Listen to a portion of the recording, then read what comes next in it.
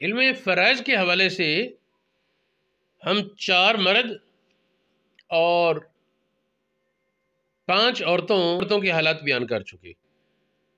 4 مردوں اور 5 عورتوں کے حالات بیان کر چکے. باپ، دادا، شوہر، اخیافی بھائی جو صرف ماں کی وجہ سے سگا ہوتا ہے، یہ 4 مرد اور 5 عورتیں جن کے حالات بیان کر چکے. اس سے پہلی قسطوں میں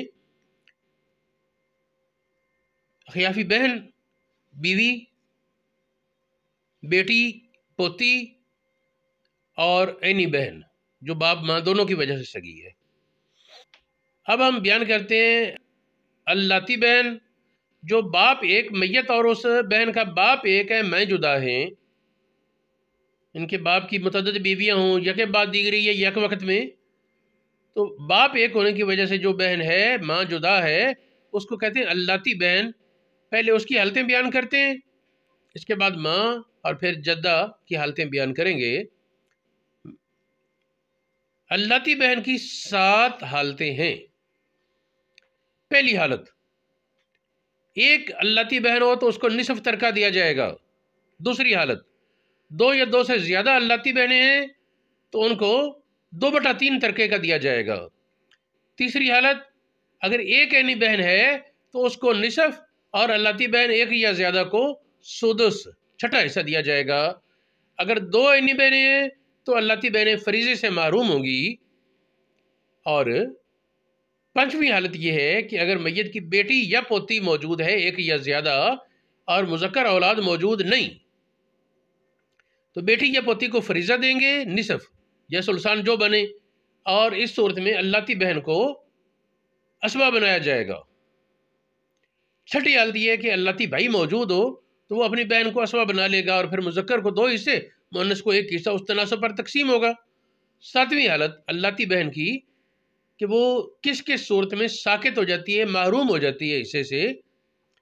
تو اللاتی بہن بیٹا، میت کا بیٹا ہو، پوتا ہو، باپ ہو، تو ان تینوں کی موجودگی میں بالاتفاق عینی اللاتی بہن بھائی سب محروم ہوں گے. جبکہ میت کا اگر دادا موجود ہے، میت کا دادا موجود ہے تو امام ابو حنیفہ رحمہ اللہ تعالی کے نزدیک دادا کی موجودگی میں بھی عینی اللاتی اخیافی سب بہن بھائی محروم اور ساقط ہوں گے. جبکہ اس مسئلے میں بعض علماء کا اختلاف ہے. اصل یہ ہے کہ دادے کے مسئلے میں اختلاف صحابہ کرام کے درمیان ہوا. امام ابو حنیفہ نے حضرت ابو بکر صدیق اور حضرت عبداللہ ابن عباس رضی اللہ تعالیٰ عنہما کے فتوے کو لیا کہ دادا کی موجودگی میں عینی اللاتی اخیافی سب بہن بھائی محروم ہوں گے. یہ موطا امام محمد میں جو چھپا ہمارے پاس ہے مدرسے میں، اس میں صفحہ 317 پر موجود ہے. اس میں فرماتے ہیں اما ابو حنیفہ تھا، بہرحال امام ابو حنیفہ فإنہ کان یاخذ فی الجد، دادے کے بارے میں وہ لیتے تھے بقول ابی بکر صدیق و عبداللہ ابن عباس رضی اللہ تعالی عنہم.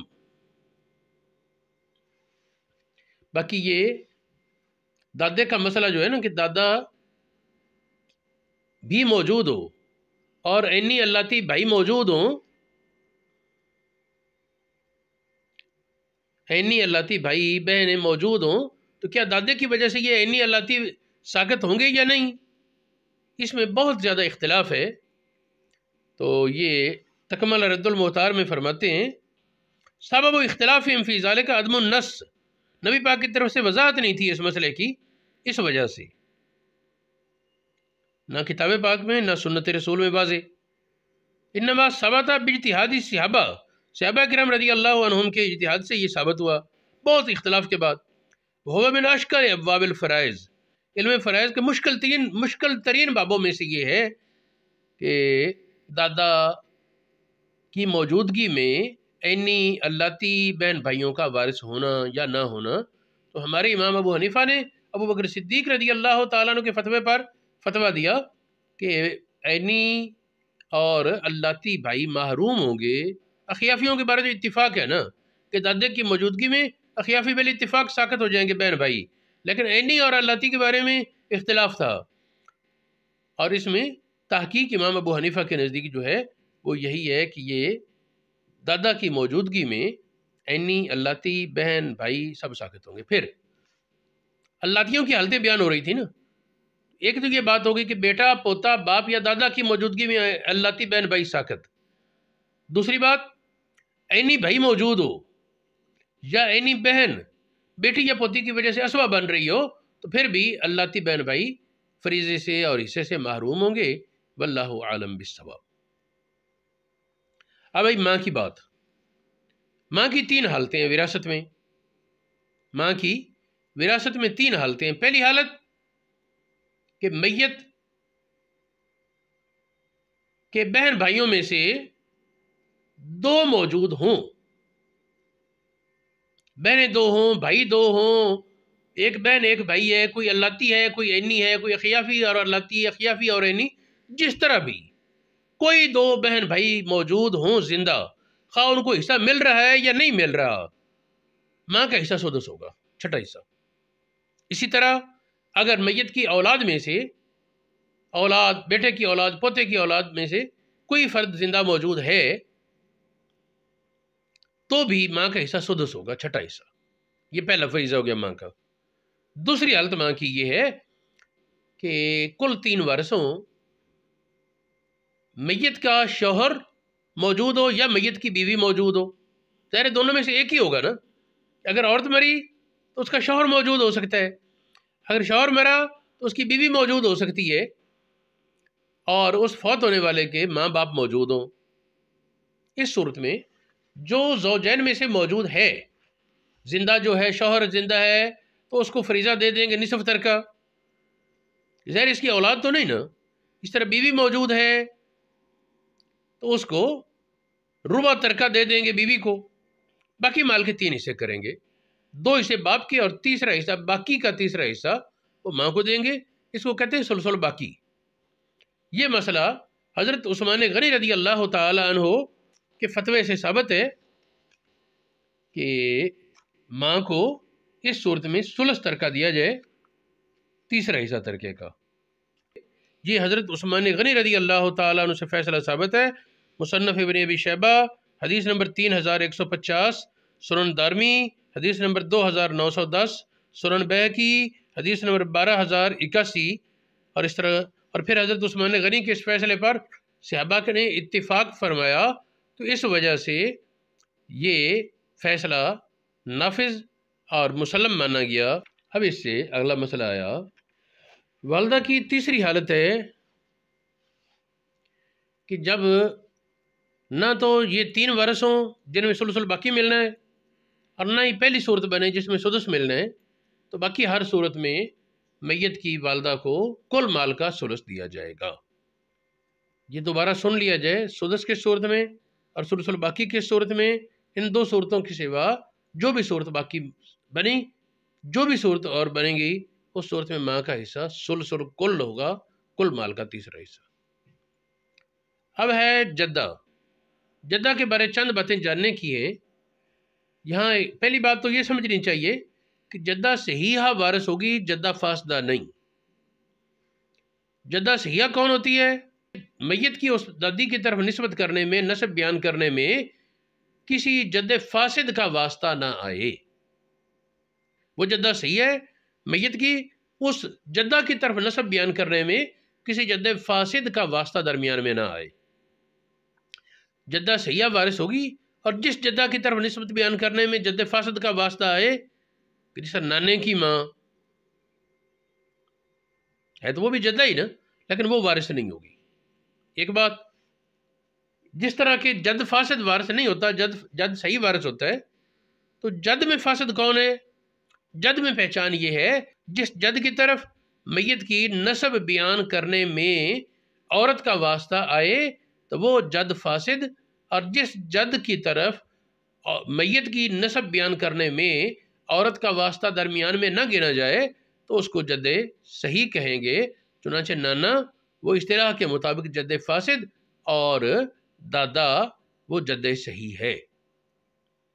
اسی طرح دادی کا باپ وہ جد فاسد ہوگا، کہ عورت کا واسطہ درمیان میں آ گیا نا، جبکہ دادے کا باپ وہ جد صحیح ہے.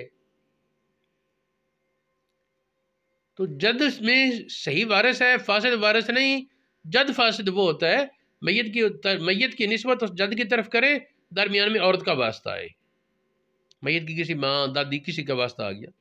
جبکہ جدہ فاسدہ یہ ہے کہ جو جد فاسد کی ماں ہو، میت کے جد فاسد کی ماں ہو، جد فاسد کا واسطہ درمیان میں آئے تو جدہ فاسدہ ہے، اس کے بغیر نہیں. دوسری بات، نانی ہو یا دادی، اگر ایک جدہ ہے تو وہ سدس لے گی ترکے کا. اگر دو یا زیادہ جدات ہیں برابر درجے میں تو وہ ان کے درمیان یہ ایک سدس تقسیم ہو جائے گا، ان جدات پر ایک سدس تقسیم ہو جائے گا. قریب والی جدہ دور والی جدہ کو حجاب کر لے گی، کہ مثال کے طور پر میت کی دادی بھی ہے اور پردادی یا پرنانی بھی ہے، تو قریب والی دور والی کو حجاب کر لے گی. قریب والی کی موجودگی میں دور والی جدہ کو وراثت نہیں ملے گی. اب یہ جانیں کہ اگر میت کی ماں موجود ہے تو تمام جدات ساکت اور محروم ہوگی، کسی جدہ کو کچھ نہیں ملے گا. جبکہ اگر باپ موجود ہے تو باپ کی وجہ سے بننے والی جدات محروم ہوں گی اور ماں کی وجہ سے بننے والی جدات محروم نہیں ہوگی.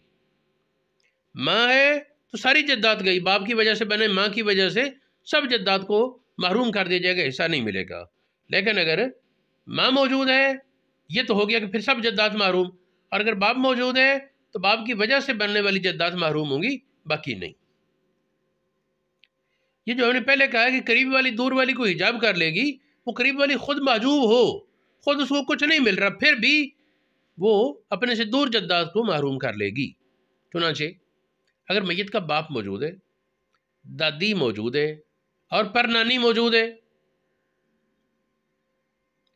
تو باپ دادی کو حجاب کر لے گا، لیکن دادی پرنانی کو حجاب کر لے گی کہ وہ دور ہے، میرے واسطے 2 ہے، اس کے 3 ہے، تو وہاں تک وراثت نہیں پہنچ گئی. یاد رہے کہ علم میراث وہ قیاس سے زیادہ نقل پر ہے. حضرت عمر فاروق رضی اللہ تعالیٰ عنہ فرمایا کرتے تھے، مجھے بڑا تعجب ہوتا ہے پھوپھی پر کہ بھتیجا پھوپھی کا وارث ہے، پھوپھی بھتیجے کی وارث نہیں. بھتیجا پھوپھی کا اسبہ ہے، اس کا وارث ہے، اور بھتیجا مرے پھوپھی ذویل ارحام میں اور بہت دور ہے اس کی وراثت، قریب قریب اس کو ملنے کا امکان نہیں. عمر فرماتے تھے کہ اگر قیاس کی اجازت ہوتی تو میں یہ حکم دیتا کہ جب بھتیجا پھوپھی کا وارث ہے تو پھوپھی بھی بھتیجے کی وارث ہو. لیکن یہ قیاس پر نہیں، یہ نقل پر ہے. قرآن پاک میں اصل مسائل اس کے ذکر ہے، کچھ مسائل حدیث پاک میں ہیں، اور کوشش یہ کی جاتی ہے حدیث پاک کے مسائل بھی وہ لیے جائیں جن میں اتفاق ہو. علم میراث میں بہت تھوڑا اختلاف ہے مجتہدین کا، جبکہ باقی مسائل میں تو کوئی مسئلہ چھوٹا ہی نہیں، تقریباً ہر مسئلے میں اختلاف آ جاتا ہے.